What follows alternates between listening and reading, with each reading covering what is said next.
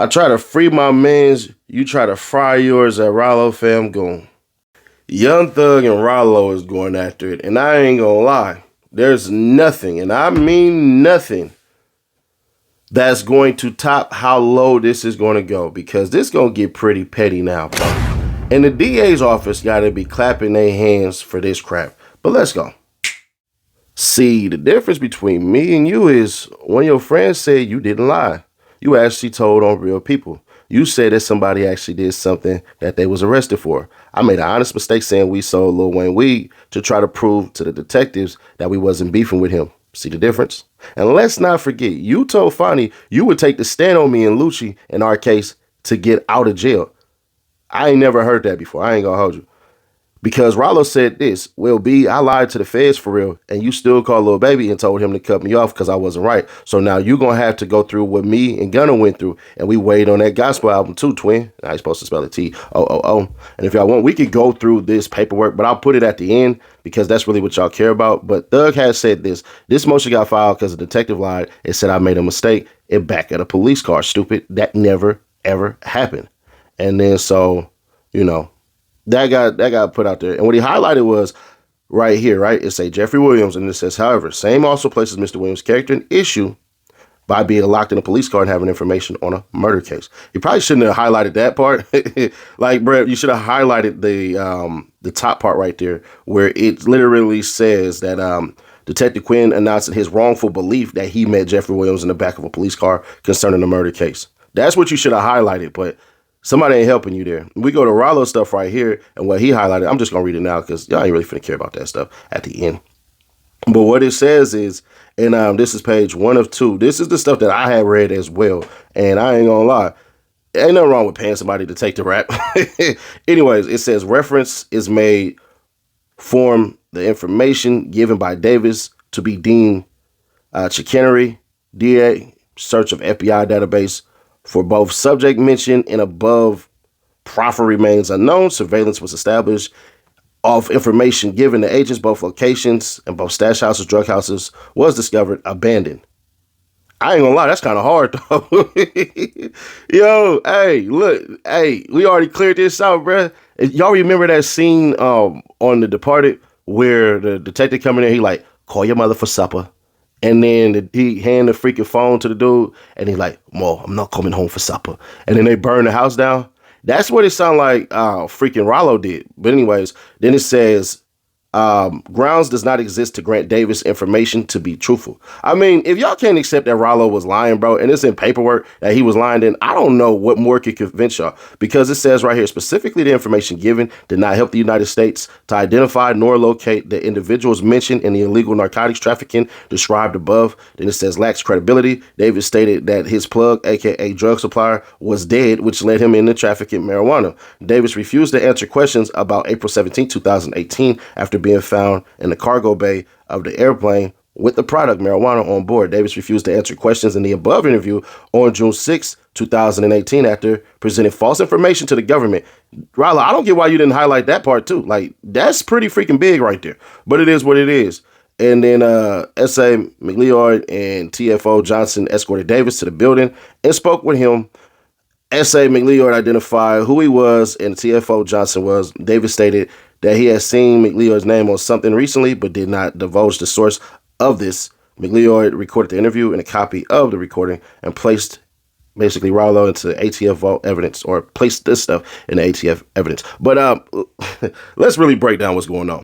So I ain't gonna lie, you know who ends up looking bad? Lil Baby ends up looking bad because it looked like you can't stand on your own 2 feet.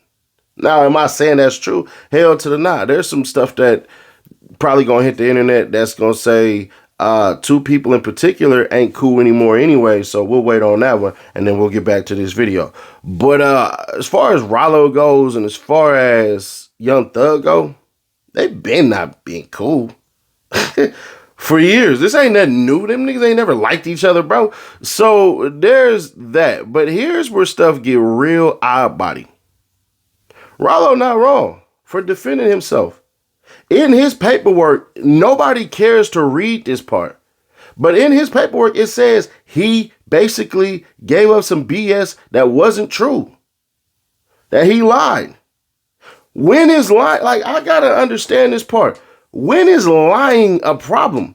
Thug, you basically just said that you saved him and that you lied and all of this stuff and everything and eat that. And then you basically should have said that answer you said today, but I get it. When you caught up in the moment, Lord knows I know. When you caught up in the moment and you're trying to make it make sense to people, you probably should sit back and then come back and then basically make your answer. But Ralo got to get his lick back, bro, because y'all did that man wrong. Y'all did. Ralo ain't told on nobody. So when people are getting mad, I said, but there's gonna be people on here that's gonna be like, well, Seti Nash, you cool with Ralo and all that and everything like that and all that. It wouldn't matter who I was cool with, bro. The paperwork is the paperwork.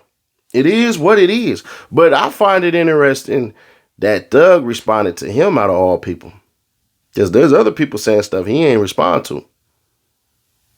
Now, is Young Thug wrong? Hell nah. Nigga, defend your honor. You trying to, you know what I'm saying, do what you need to do as far as all this crap go and everything like that. But if I'm Young Thug, bro, listen, man, you trending way too much, bro.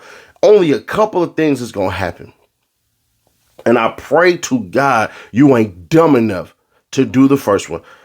Show up to Atlanta and crash out and get your probation revoked. Show up to Atlanta and get your damn probation basically revoked.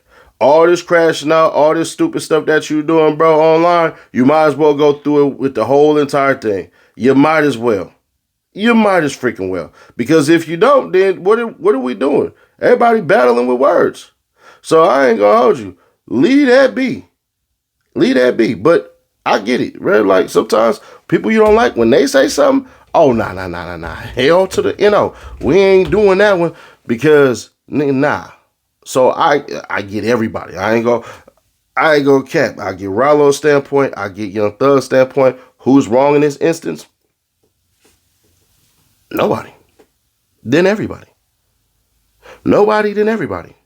Because if y'all can't see how petty and how stupid this is exactly how they got into these situations in the first place. 1, being unaware. 2, saying stupid stuff. 3, being visible to the wrong individuals. That's all that always will be. And always all as has happened. So when we sit and we look at it and we go, oh, damn, bro. Popcorn. The DA up there writing.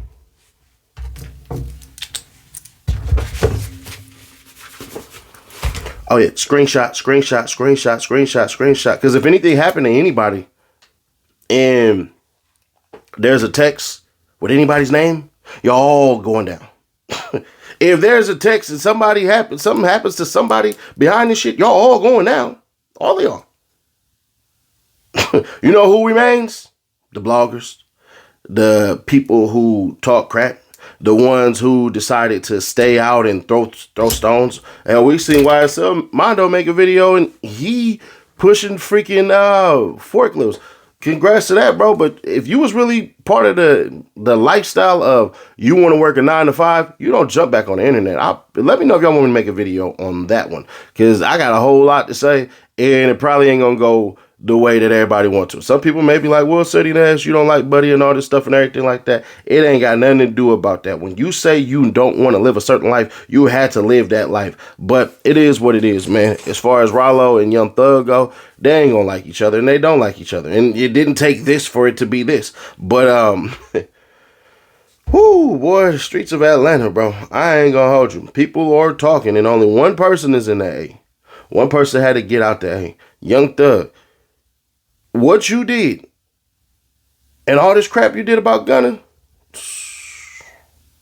you might want to fix that bridge. Because like I said in another video, check the Reloaded channel. Just type in Seti Nash Reloaded. That's the only person who can save you right now. He's one. But y'all let him walk out the door. And I ain't gonna hold you. Whoever Gunna decides to rock with, if he decides to, then hell yeah. But y'all let me know your thoughts on that. If I should make a what should Gunna do? Because I know he got to be sitting back there like this. Yeah. Like, I know he got to be sitting there like, you see what happens when you don't react? Everybody shows their hand. They throw their stones. You just keep on operating. You just keep on rolling up. You just keep on doing what you're supposed to do. And I ain't gonna hold you. I can learn a lot from gunning. And I'm about to. So, hey, it is what it is, man. Share to keep your people aware. Subscribe, turn on bells to notify. I'll catch you on the next one. Clips.